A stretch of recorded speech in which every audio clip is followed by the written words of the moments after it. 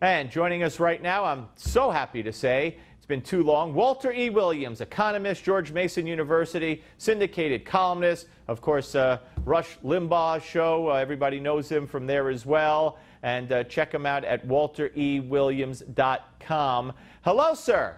Hello. Hi. How are you, Steve? It's so good to talk to you again. You know, I just got finished with my spotlight and responding to Hillary's attack on Donald Trump and the Republican Party as racist. And I pointed out, you know, several of her questionable things, including calling Robert Byrd her mentor and CP time skit she did with Bill de Blasio, right on down the line. But Walter, you know, the media will never make her answer for any of those, and she'll get away with this. Well, I think it's unfortunate that the media has two standards of conduct, a higher one for Republicans and a lower one for Democrats.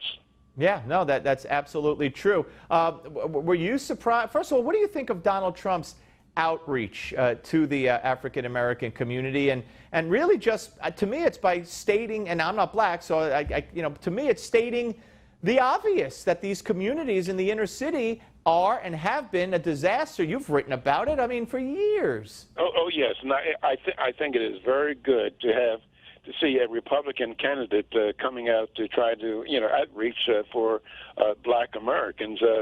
I mean, to try to save them or try to get them off the Democrat plantation. And if you look at the areas in our country where blacks have lived under the worst conditions, such as Chicago, Detroit, Philadelphia, and St. Louis and other cities, they're the very cities where the Democrats have been politically in control for well over a half century, and then more often than not, there's been a black mayor, or blacks have had political control over the cities. Blacks are superintendents of schools, teachers, principals, and the results are just rotten.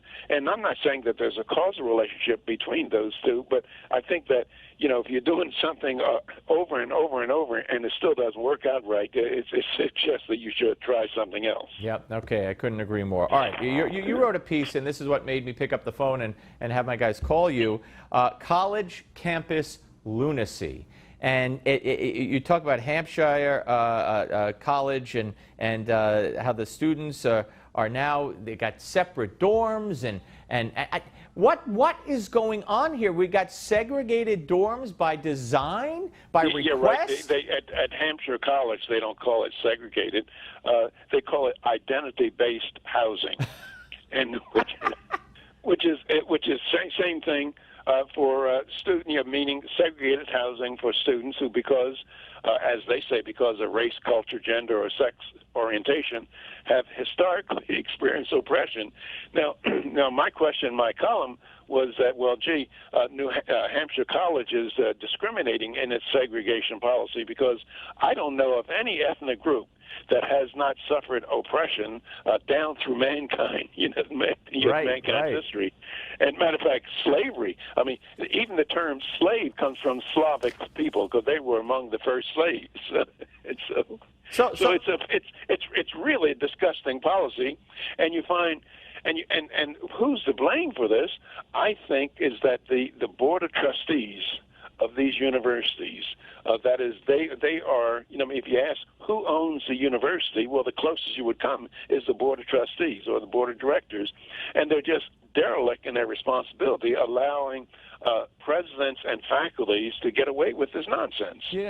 Walter, give me some advice here, because I mean, I got a son who's a junior in high school, and we're starting to consider colleges, and he's a very outspoken conservative, and anywhere he goes, with maybe few exceptions, he's going to have his hands full. Oh, that's right.